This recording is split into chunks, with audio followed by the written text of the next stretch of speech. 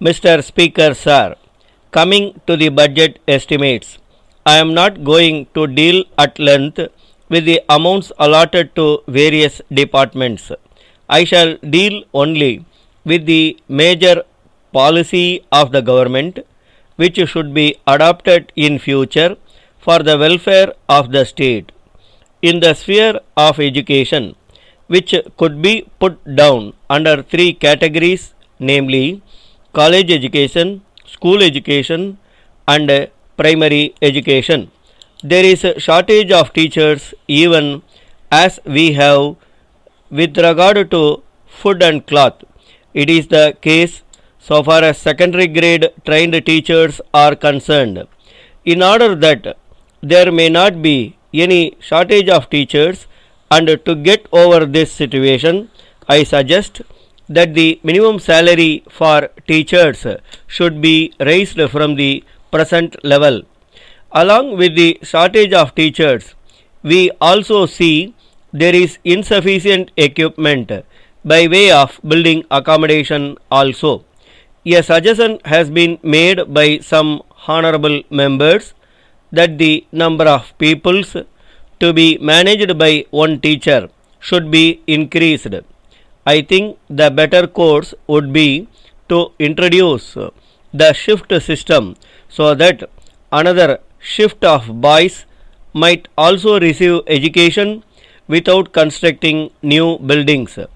In a school building which can normally accommodate 1000 students, we can have 2000 students without constructing new buildings. I made mention of this to the Honorable Minister for Education also, and I hope he will give his consideration to it. If that is adopted, we need not bother about the construction of new buildings immediately. Of course, for permanent institutions, we can construct buildings according to the convenience of the finance of the governments.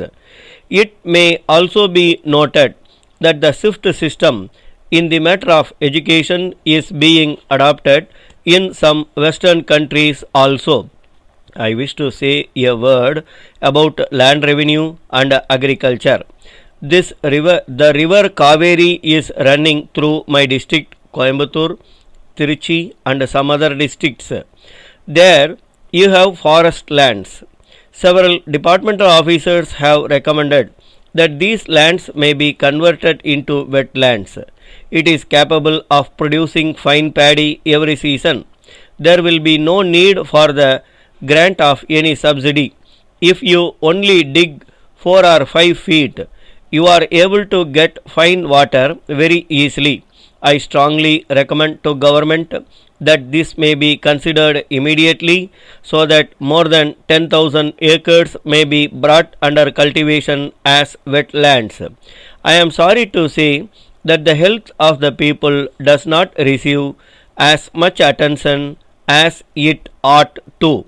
Sir, at present, we find that the medical department seems to be an agent for distribution of foreign medicines. They recommend foreign medicines to everybody without taking into consideration their capacity to buy. I do not blame them for it. I do not mean to suggest that the Western system of medicine is bad. We can have that system for certain special branches of treatment. For general medical treatment, people can adopt our own Indian systems which will be more useful and economical than foreign medicines and will be suited to conditions in our state. So far as food is concerned, whatever inducement you may offer by way of bonus to speed up procurement, it does not solve the question of food. We must see that we are self-sufficient in the matter of food and we should not go about seeking food later on. The Honorable, the Minister for Agriculture said that we are now living in better times. I think it is only in better times that we should concentrate our attention to the achievement of quick results.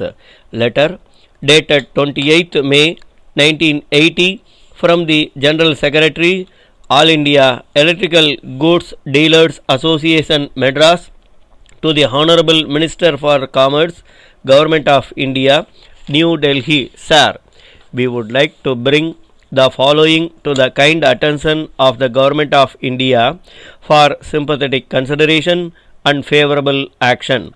It is a matter for regret that the Government of India has not so far decided to lift the ban on import of high power electric motors by the members of the association during the current year. In spite of several representations made by the association, we feel sorry to inform you that no favorable orders have so far been issued in the matter. It may be pointed out in this connection that local production of this machinery is found to be quite inadequate from time to time. Hence, we are of the firm opinion that there is no other alternative except to allow import of this machinery in order to meet the increasing demand and to bring down the prices. It is an established fact that industrialization alone can help to raise the standard of living of the people of a country quickly. In the above circumstances, we earnestly appeal to the Government of India to kindly take into consideration all aspects of the matter and pass yearly orders to allow import of this machinery by the members of our association. Thanking you, yours faithfully. Stop.